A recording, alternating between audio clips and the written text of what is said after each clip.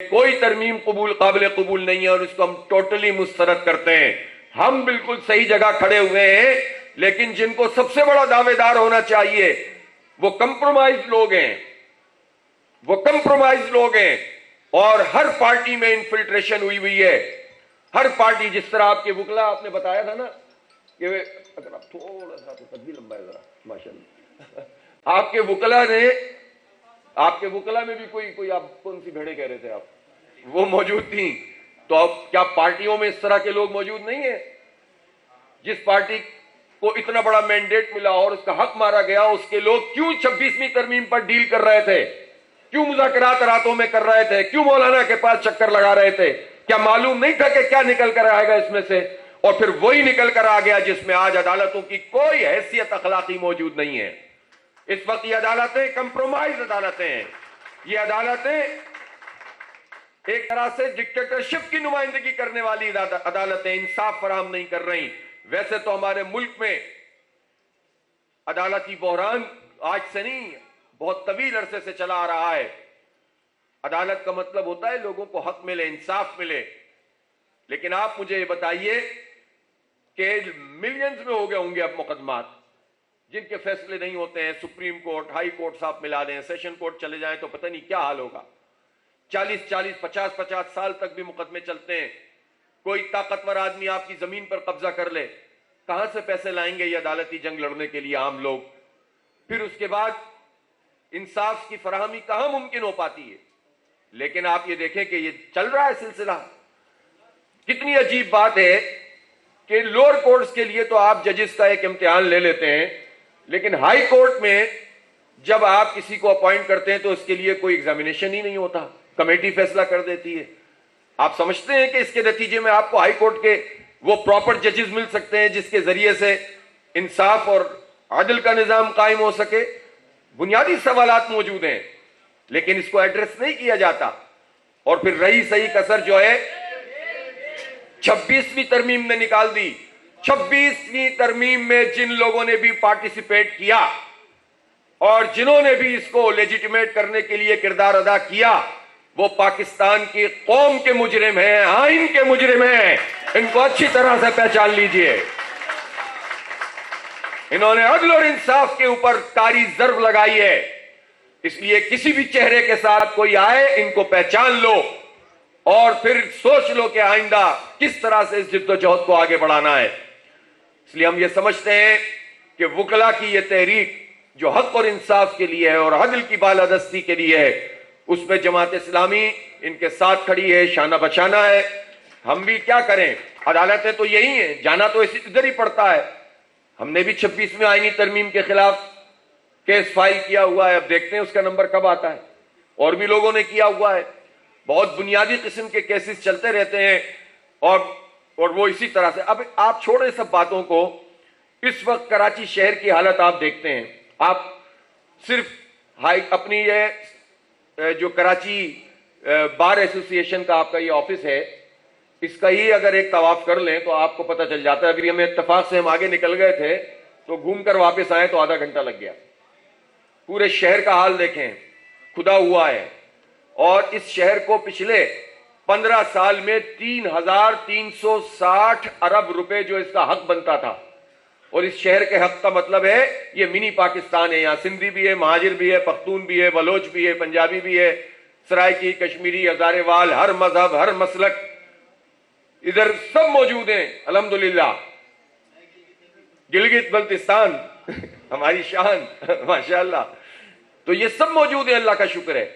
تو جب ہم سب موجود ہیں تو ہم سب اسی طرح سے آدھا گھنٹہ سفر پہ لگاتے ہیں. گرین لائن بننا شروع ہوئی، پوری نہیں بن پائی. ریڈ لائن بنی ہوئی سڑک یونیورسٹی روڈ کھود دی، بیڑا غرق کر دیا. جہاں جہاں کچرے کے ڈھیر. تو 3,360 ارب روپے کھا گئے. حق فراہم کرتے نہیں ہیں. NFC ایوارڈ میں پیسے لے لیتے ہیں، PFC ایوارڈ کرتے نہیں ہیں. اور بڑی تمناؤں سے جب لوگوں نے ان ساری سازشوں کا مقابلہ کیا، کراچی کے لوگوں نے مل کر، کہ جس سازش میں انتخاب کرایا نہیں جا رہا تھا بلدیات کا، اور جس میں قانون اپنی مرضی کا لے آئے، حلقہ بندی اپنی مرضی کی کر لی، اور پھر ہم نے دھرنے دے کر احتجاج کر کے جب بلدیاتی الیکشن پر ان کو مجبور کیا تو ان ساری حلقہ بندیوں کے باوجود جماعت اسلامی کراچی کی سب سے بڑی جماعت بنی، سیٹیں بھی زیادہ، ووٹ تو کہیں زیادہ، اور پھر اس کے بعد کیا ہوا؟ سیٹیں چھیننا شروع کر دیں، ٹریبونلز میں گئے ہوئے، 2 سال ٹریبونل میں کیس نہیں چلا اور پھر ڈسمس کر دیا ایک دن۔ اب ہائی کورٹ میں گئے ہوئے، سپریم کورٹ میں گئے ہوئے، الیکشن کمیشن میں گئے ہوئے، پھر بھی پورا نہیں پڑ رہا تھا۔ پھر ہمارے بنتے تھے 193 اور ان کے بنتے تھے سب ملا کر 173، اور پھر تاریخ نے یہ بھی دیکھا کہ ریاضی کو بھی شکست دے دی ہماری پیپلز پارٹی نے، اور 173 جیت گیا، 193 ہار گیا۔ اور یہ ہار کراچی کے ان سارے لوگوں کی ہار ہے جو ہر زبان، ہر مسلک، ہر مذہب سے تعلق رکھنے والے لوگ ہیں، اور اس شہر کا بیڑا غرق ہو رہا ہے اور کوئی پوچھنے والا نہیں ہے۔ یہ ہم پر، ہمارے حق پر ڈاکہ پڑا ہے، ہمارے شہر کے 3.5 کروڑ انسانوں پہ ڈاکہ پڑا ہے، اور تماشے دیکھیں کہ عدالتیں انصاف فراہم نہیں کرتی ہیں۔ واضح طور پر الیکشن کمیشن میں ہم نے ہر چیز دکھا دی، مانتے تھے چیف الیکشن کمشنر صاحب بھی اپنے کمنٹس میں بات مانتے تھے کہ یہ بہت بڑی زیادتی ہوئی ہے، لیکن فیصلہ وہ پڑھ کے سنایا گیا، اس لیے کہ پیپلز پارٹی اسٹیبلشمنٹ کی A+ ٹیم تھی، اور A+ ٹیم کو وسیع تر قومی مفاد میں مسلط کرنا تھا اس سسٹم کو، اور اس سسٹم کو جس کے خلاف ہمارے میں آرمی چیف صاحب نے فرمایا تھا کہ سندھ میں سسٹم کام کر رہا ہے، ختم ہونا چاہیے۔ پھر ایک سہانے صبح میں پتا چلا کہ یہ سسٹم تو وہ اسلام آباد میں جا کر لے آیا ہے اور وہاں جا کے بٹھا دیا ہے، اور وہاں سے اب رول کر رہا ہے یہ پورا، اور پورے پاکستان میں بھی پینیٹریشن ہو رہی ہے۔ اب بلوچستان بھی مقابلہ کر رہا ہے کرپشن میں سندھ کا، اب KPP کود پڑا ہے کہ اب ہم بھی کم نہیں ہیں، ہم بھی جنگلات کاٹ کے کھا سکتے ہیں اور بیڑا غرق کر سکتے ہیں۔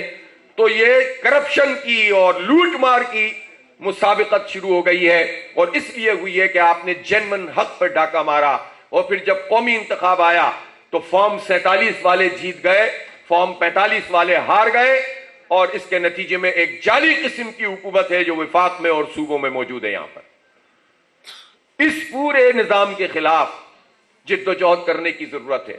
یہ ہمارا حق ہے کہ جو رائے ہم نے دی اس رائے کے مطابق نتیجہ آنا چاہیے۔ یہ ہمارا حق ہے کہ جس کو لوگ میئر بنانا چاہتے تھے وہ میئر اس شہر کا ہونا چاہیے تھا، جس پارٹی کو لانا چاہتے تھے وہ پارٹی یہاں پر ہونی چاہیے تھی، اور اس حق کے لیے ہمیں صرف کوسنے سے اور گالیاں دینے سے تو مسئلہ حل نہیں ہوگا، ہمیں جد و جہد کرنی پڑے گی اور صحیح لیڈرشپ میں کرنی پڑے گی۔ ایک المیہ یہ بھی ہے، جد و جہد لوگ کرتے ہیں، قربانیاں دیتے ہیں، ووٹ ڈال دیتے ہیں، لیکن یہ پارٹیاں تمناؤں پہ پورا نہیں اترتی، اس لیے کہ پارٹیوں میں ڈسپلن نہیں ہے۔ میرا خیال ہے کہ چند ہی ادارے ایسے ہیں، میں کہہ سکتا ہوں کہ بار ایسوسی ایشنز وہ ادارے ہیں کہ جہاں ریگولر انتخاب ہوتا ہے، اور آپ کو مبارک ہو کہ یہ کام یہاں پر ہوتا ہے،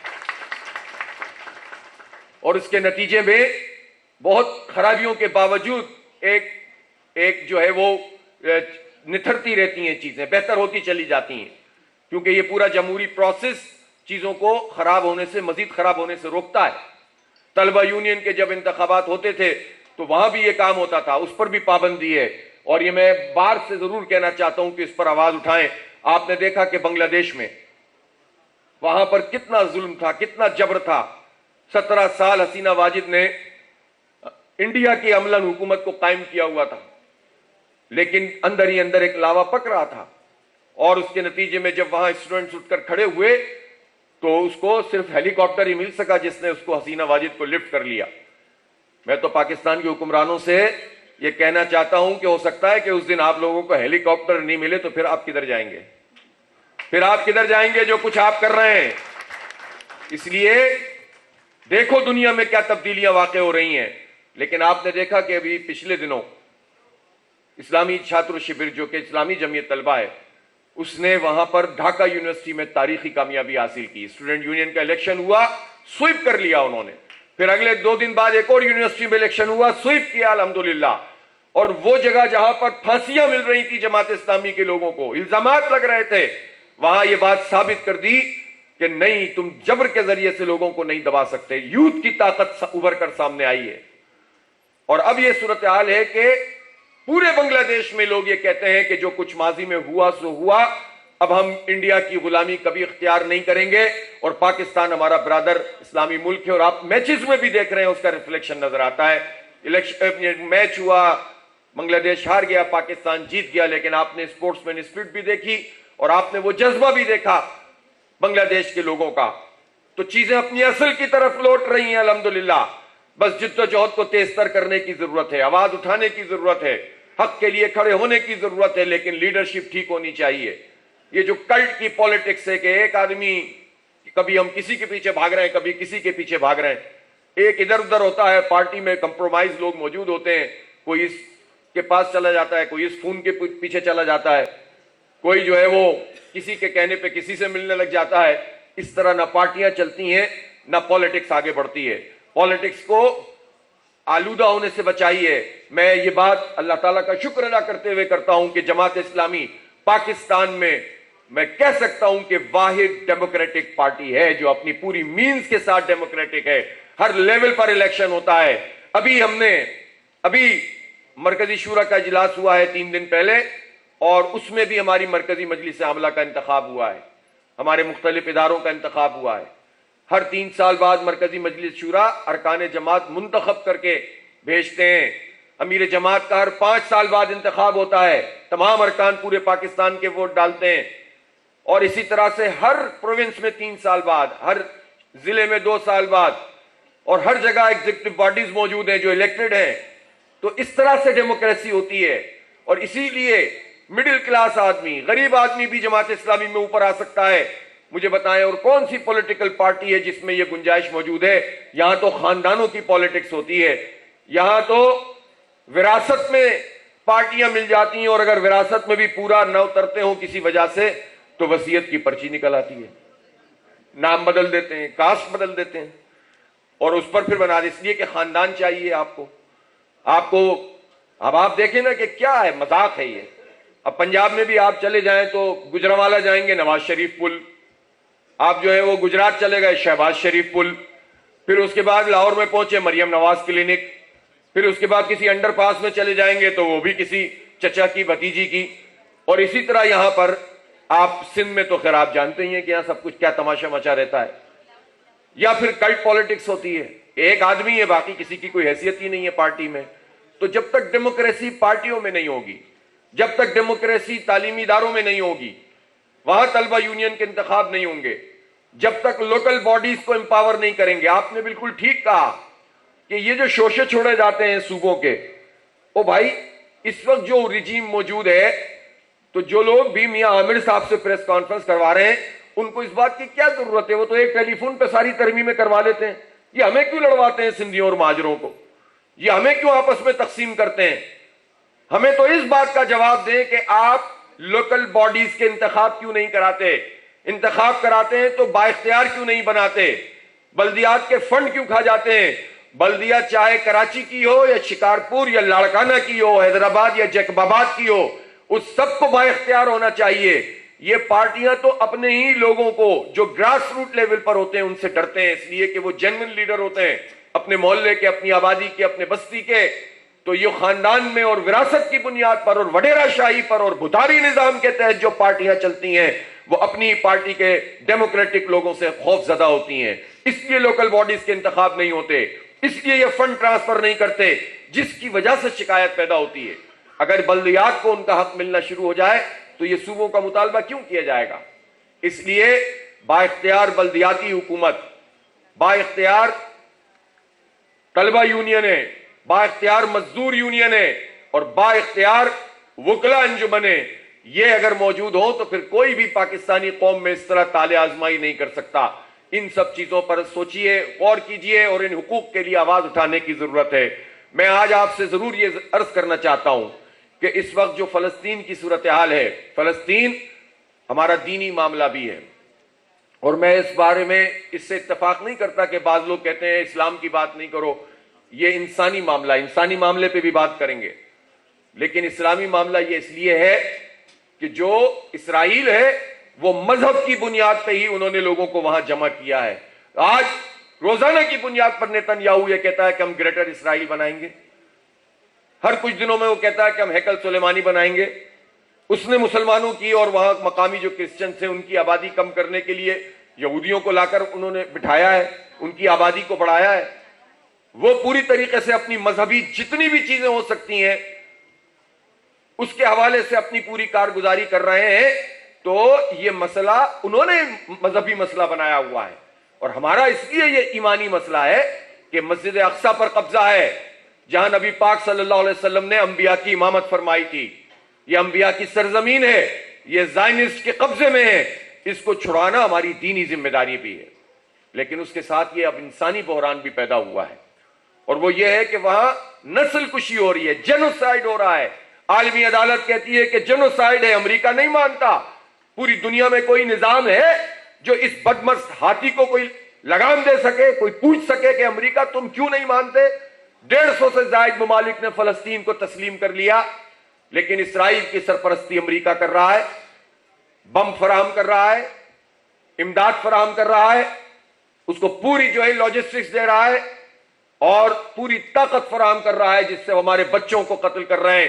تو یہ ہمارا ایمانی معاملہ بھی ہے اور انسانی معاملہ بھی ہے۔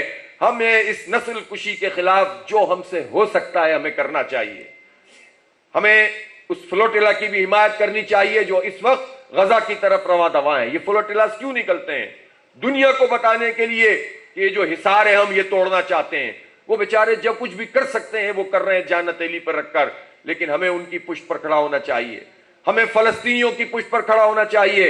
اور یہ بات بھی اپنے ذہن میں اچھی طرح سے بٹھا لیجئے کہ حماس اس کو مائنس کر کے جو بھی غزہ کا مسئلہ حل کرنا چاہتا ہے وہ تاریخ سے واقف ہی نہیں ہے۔ یہ کہتے ہیں کہ 7 اکتوبر 2 سال پہلے اگر حماس حملہ نہ کرتے تو یہ سب کچھ نہ ہوتا۔ یہ پوری دنیا کو جاہل سمجھتے ہیں۔ یہ مسئلہ آج سے نہیں ہے۔ میں آپ کو بالکل تازہ ایک مثال دوں۔ کل ایک کتاب میں پڑھ رہا تھا، اور میں آپ کو بتاؤں کہ وہ کتاب باغی ہندوستان کے نام سے ایک صاحب نے لکھی ہے، فضل خیر آبادی ان کا نام ہے، اور اس کا ترجمہ اتفاق سے اردو میں علی گڑھ میں موجود میرے تایا محترم مرحوم انہوں نے کیا۔ تو اس ترجمے میں انہوں نے آخر میں ہمارے تایا نے یہ بات اپنی بھی کچھ چیزیں لکھی ہیں سوانے، تو میں حیران رہ گیا۔ 1938 میں انہوں نے بتایا، 1938 میں انہوں نے کہا کہ احرار کی جانب سے میں تقریریں کرتا تھا، اور کئی جگہ پہ میں نے فلسطینیوں میں جو قتل عام وہاں پر ہو رہا تھا اس پر فلسطینیوں کے حق میں تقریر کی، تو انگریز سرکار نے مجھے گرفتار کر لیا اور کئی مہینے میں گرفتار رہا، اور اس کے بعد پتہ نہیں اس وقت ہزاروں روپے کے مچلکوں میں سے میری رہائی ہوئی۔ پھر کیس چلتا رہا، کٹہروں میں کھڑا کرتے رہے۔ پھر ہم سے پوچھا گیا کہ تم نے یہ تقریر کی، تو ہم نے کہا ہم نے سب تقریر کی ہے، میں نے آن کیا، اور اس پر اس زمانے میں پتہ نہیں زبا بندی کا کوئی قانون تھا، تو 6 مہینے کے لیے وہ قانون لاگو کر دیا گیا۔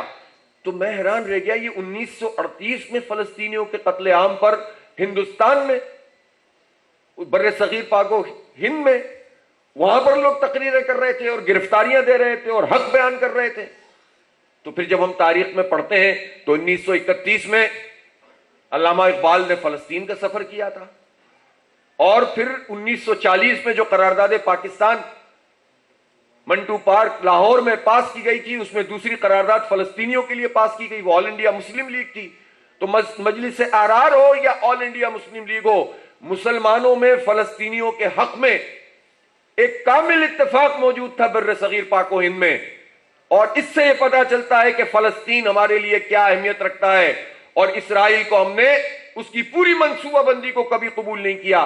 یہ سن 30 اور 38 اور 40 وہ زمانہ ہے جب بار بار یہودی بستیوں کو وہاں پر قائم کیا جا رہا تھا اور مقامی لوگوں کو ڈسمنٹل کیا جا رہا تھا۔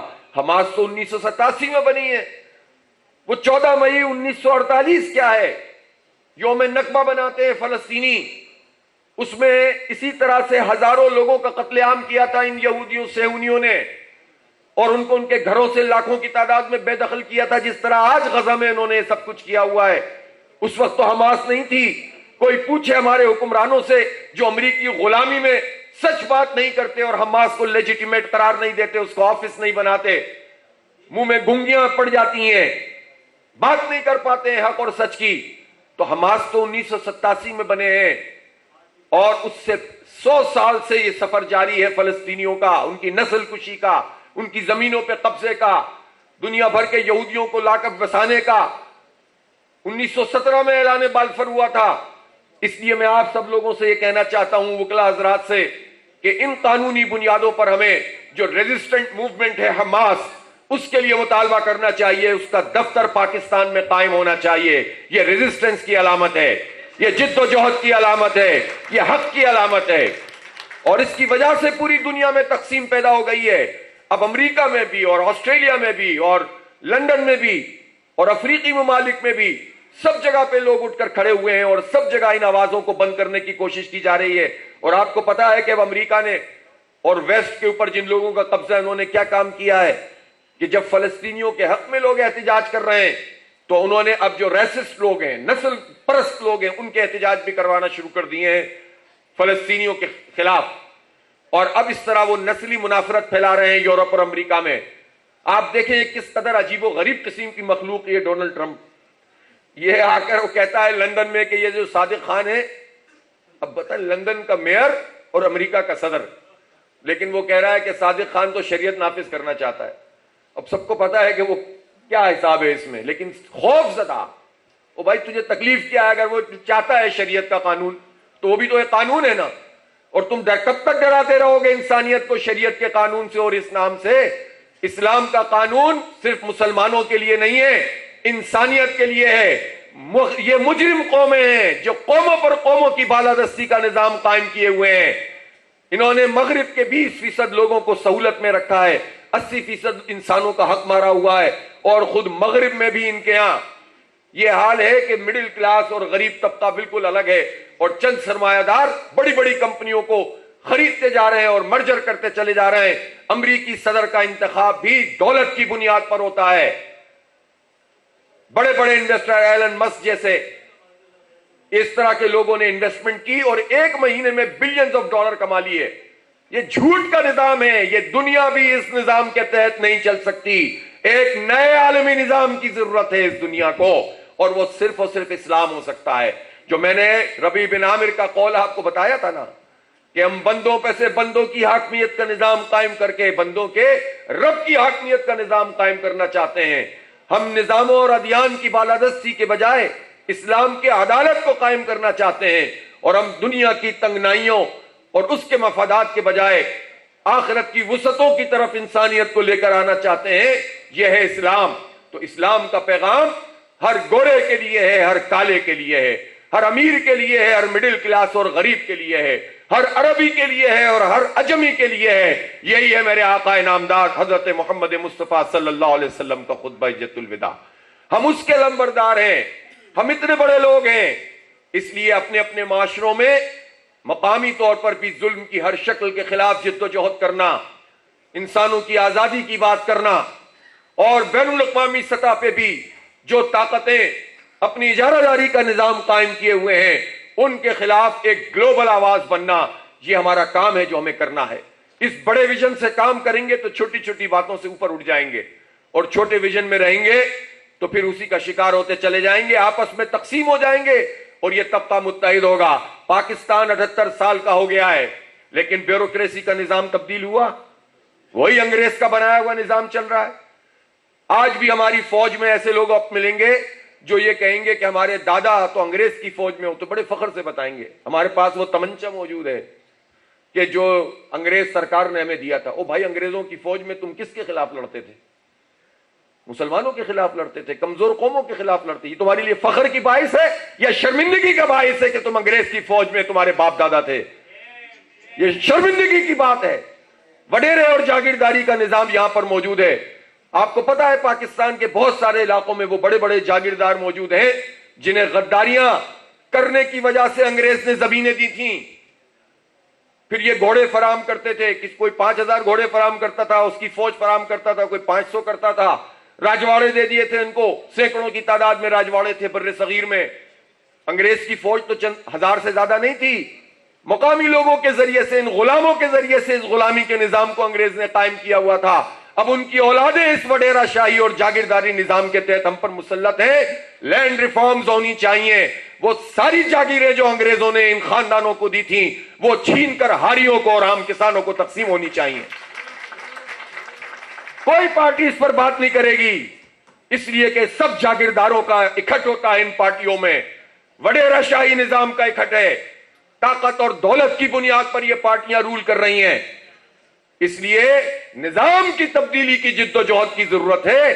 چہروں کی تبدیلیاں بہت ہو چکی ہیں. پارٹیوں کی تبدیلیاں نام بدل بدل کے کوئی نون, کوئی چے, کوئی پے, پتہ نہیں کون کون سی مسلم لیگ بن جاتی ہے. جب موقع ملتا ہے ایک نئی مسلم لیگ آ جاتی ہے بھائی چٹھا لیگ بھی ہے, آپ کیوں پریشان ہو رہے ہیں, چے ہے نا وہ. تو بہرحال اسی طرح کے نام ہوتے ہیں لوگوں کے. تو اس طرح کی جو پارٹیاں ہیں ان کے کون کون سے گروپ بنا دیتے ہیں. وہ ایک فارورڈ بلاک بن جاتا ہے, کبھی کوئی سا بلاک بن جاتا ہے, کبھی ہم خیال بن جاتا ہے. اور پھر جو پاپولر پارٹیاں ہوتی ہیں ان میں بھی تقسیم پیدا ہو جاتی ہے. اور اب تو یہ عجیب بات ہے کہ لوگ حیران ہوتے ہیں کہ بات کیا کر رہے ہوتے ہیں, کام کیا کر رہے ہوتے ہیں. اگر اسٹیبلشمنٹ انہیں جتا دے تو زندہ باد, انہیں ہروا دے تو مردہ باد. تو پھر اسٹیبلشمنٹ تو زندہ باد مردہ باد نہیں ہوئی نا. پھر تو آپ کی جیت آپ کے لیے زندہ باد ہے اور آپ کی ہار آپ کے لیے مردہ باد ہے.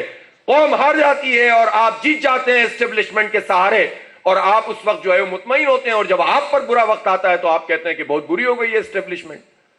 18 کا الیکشن بھی جعلی تھا اور 24 کا تو اس سے بھی بڑا جعلی تھا. اس لیے ہم یہ سمجھتے ہیں کہ سچ اور حق بات کہنے کی جرت سب کو رکھنی چاہیے اپنے اندر. میں یہ کہہ سکتا ہوں کہ میری جماعت نے مجھے اتنا حوصلہ دیا, میری تربیت الحمدللہ ایسی ہوئی کہ جب ہماری سیٹ کی بات آئی اور یہ ہوا کہ جناب ہماری کیمپین بھی اچھی تھی, ہم بلدیات میں بھی جیتے ہوئے تھے, لیکن ہماری سیٹ پر ہمارے 800,000 ووٹ کم تھے. اور جب مجھے یہ بات پتہ چلی, میں نے یہ سیف بھائی گواہ ہیں اس بات کے, ہم نے آپس میں مشورہ کیا تو ہم نے کہا کہ فارم 45 سارے منگوائیے, ایک ایک فارم 45 منگوائیے, اور اس میں اگر ہمارے ووٹ کم ہوں گے تو ہم سیٹ نہیں لیں گے. رات 3 بجے تک بیٹھ کر ہم نے خود اپنے فارم 45 جمع کیے. ہمارے ووٹ اس سیٹ پہ کم بنتے تھے. میں نے صبح پریس کانفرنس کر کے کہا کہ میں یہ سیٹ اویل نہیں کروں گا, اور اس پورے نظام پر میں نے حملہ کیا. میری اپنی پارٹی تھی جس نے میرے ساتھ کھڑے ہو کر تعاون کیا, اور الحمدللہ جماعت اسلامی نے ثابت کر دیا کہ ہم مفادات کی اور سیٹوں کی سیاست نہیں کرتے, اصولوں کی بات کرتے ہیں. اب اسی پر کھڑا ہونا چاہیے لوگوں کو, اسی پر ڈٹ جانا چاہیے تو بات آگے بڑھے گی. جماعت اسلامی کی یہ پالیسی ہے کہ ہم اپنے پلیٹ فارم پر اب آگے بڑھیں گے انشاءاللہ. اشتراک عمل ہر اس قوت سے کریں گے جو سچ اور حق کی بات کرے گا. کامن ایشوز پر ساتھ چلیں گے, ایک دوسرے کے ساتھ تعاون کریں گے, لیکن ہم انتخابی اتحاد نہیں بنائیں گے. اس لیے کہ ہمیں بہت مسٹروں نے بھی اور مولانوں نے بھی بہت زخم دیے ہیں, اور یہ زخم جماعت کو نہیں دیے ہیں, پاکستان کو دیے ہیں. دھوکہ دیتے ہیں, اسٹیبلشمنٹ سے مل جاتے ہیں, قربانی جماعت اسلامی کا کارکن دے اور فائدہ یہ اٹھائیں اور اسٹیبلشمنٹ سے سودے بازی کریں. اب یہ نظام نہیں چلے گا. اب ہم کھڑے ہیں, جس کو آنا ہے ساتھ آئے. ہم انشاءاللہ آپ کو مایوس نہیں کریں گے, ہم آپ کو لیٹ ڈاؤن نہیں ہونے دیں گے. پورے ملک میں اب یہ تحریک آگے بڑھے گی, اور میں آپ سب کو یہ دعوت دیتا ہوں کہ آپ 21, 22, 23 نومبر کو مینار پاکستان پہنچیں. انشاءاللہ ایک ری ایمرجنس ہوگی پاکستان میں, ایک نئے نظام کی تحریک شروع کریں گے انشاءاللہ تعالی. یہ فرسودہ نظام, عدالتی نظام انصاف فراہم نہیں کر رہا. یہ سودی معیشت پاکستان کو آگے لے کر نہیں جائے گی. جتنے بھی جھوٹ بولتے رہیں, جتنی بھی مکے مار مار کے تقریریں کرتے رہیں, اس پورے نظام میں کوئی گنجائش نہیں ہے. یہ اس طرح کے کمپرومائز ججز 26ویں ترمیم والے یہ انصاف فراہم کریں گے نہیں, بلکہ اس سے پہلے ہی گلا سڑا نظام ہے. جب بار اٹھ کر کھڑی ہو جائیں اور کہیں کہ یہ نظام گلا سڑا ہے تو پھر اس کے بعد کیا گنجائش رہ جاتی ہے. تو عدالت ہو, تعلیم کا نظام, 2,62,00,000 بچے آؤٹ آف اسکول ہیں جنہیں اس وقت اسکول میں ہونا چاہیے. جھوٹ بولتے ہیں کہ ہم یہ کر رہے ہیں اور وہ کر رہے ہیں. ہماری جماعت اسلامی تو ایک پارٹی ہے. بنو قابل پروگرام کے تحت ہم نے اب تک 60-70 ہزار بچوں کو آئی ٹی کی, فری آئی ٹی کی جو کورسز کرائے اور اسکل دیے, اور اب پورے پاکستان میں 2 سال میں 10 لاکھ بچے اور بچیوں کو ہم یہ آئی ٹی کورسز کروا رہے ہیں. پھر اس کے بعد یہ ووکیشنل ٹریننگ کے بھی کام کر رہے ہیں. ہم تو حکومت میں نہیں ہیں تو ہم یہ بتا رہے ہیں کہ ہم یہ کام کر سکتے ہیں. جب ایک پارٹی تو حکومت کیوں نہیں کر سکتی. یہ جو بے نظیر انکم سپورٹ پروگرام کے تحت نام بے نظیر کا استعمال کرو اور شناختی کارڈ اور ATM کارڈ اکٹھے کر لو غریب ہاریوں سے, اور اس کے بعد یہ چھوٹا وڈیرا بڑے وڈیرے, بڑا وڈیرا اس سے بڑے وڈیرے کے ساتھ مل کر یہ ایک پورا نظام قائم کرتا ہے. اور اس بے نظیر انکم سپورٹ پروگرام میں فراڈ کیا جاتا ہے, دھوکہ دیا جاتا ہے. وہ بھائی پڑھاتے کیوں نہیں ہو ہمارے سندھ کے ان بچوں کو, ان کے پروں میں چپل کیوں نہیں رہتے ہیں بلاول؟ پنک موٹر سائیکل دے رہے ہو, بیچ پہ کھڑے ہو کر تصویر کھنچوا رہے ہو. یہ بتاؤ یہ موٹر سائیکلیں چلیں گی کہاں؟ کون سی سڑک پہ چلیں گی؟ کوئی بنی ہوئی سڑک ہے جس پر یہ موٹر سائیکل چلے گی؟ کوئی ٹرانسپورٹ تم نے دی ہوئی ہے عزت والی؟ تو یہ جو ڈرامے بازی والے کام ہیں جتنے وہ کروا لو ان سے, لیکن سسٹم نہیں بنائیں گے. اور سسٹم بنائیں گے تو وہ والا سسٹم بنائیں گے, قبضوں کا, کرپشن کا, لوٹ مار کا, جاگیرداری کا. اس کے خلاف ایک منظم تحریک کی ضرورت ہے. ہر سندھی, ہر مہاجر, ہر پختون, ہر بلوچ اور ہر پنجابی, یہ سب کو ملنا چاہیے. ہم بہت لڑ چکے, اب آپ متحد ہو جائیں اور ان ظالموں کو تقسیم کر دیں جو متحد ہو کر ہمیں لڑواتے ہیں. یہ ہے اصل بات. یہ متحد ہیں, ہم تقسیم ہیں. ہم متحد ہوں اور ان کو تقسیم کریں. یہ بیوروکریسی کا سسٹم, یہ ڈی سی سیسیز کا سسٹم پاکستان کو کوئی نظام نہیں دے پا رہا. اس لیے آئیے جد و جہد کو تیز تر کرنے کا عزم کریں. اور میں آپ کو آخر میں 5 اکتوبر کو شارع فیصل پر بہت بڑا زبردست تاریخی غزہ مارچ ہے, اس میں شرکت کی دعوت دے رہا ہوں. 1 مارچ کریں گے, دوسرا کریں گے, تیسرا کریں گے. جو مدد کر سکتے ہیں کریں گے. جو بائک, مجھے خوشی ہے یہاں پاکولا کا پانی آیا ہے, چلو اپنا تو ہے, تو یہ اچھی بات ہے. بائیکاٹ کی کیمپین بھی چلائیں. اور پوری دنیا میں کنیکٹیویٹی ہے اب سوشل میڈیا کے ذریعے. ہر وہ فورس جو فلسطین کے لیے آواز اٹھا رہی ہے اس کے ساتھ اشتراک عمل کریں. انشاءاللہ فلسطینیوں کو حق ملے گا. یہ قربانیاں رائے گا نہیں جائیں گی. پوری دنیا میں انہوں نے ایک نئے نظام کی بنیاد اپنی قربانیوں سے رکھ دی ہے. اب اس اسرائیل کو نابود ہونا ہے, بس وقت آنے کی دیر ہے. ہم اپنے حصے کا کام کرتے رہیں. 5 تاریخ کو انشاءاللہ 4 بجے شارع فیصل پہ آپ سے ملاقات ہوگی. وآخر دعوانا الحمدللہ رب العالمین.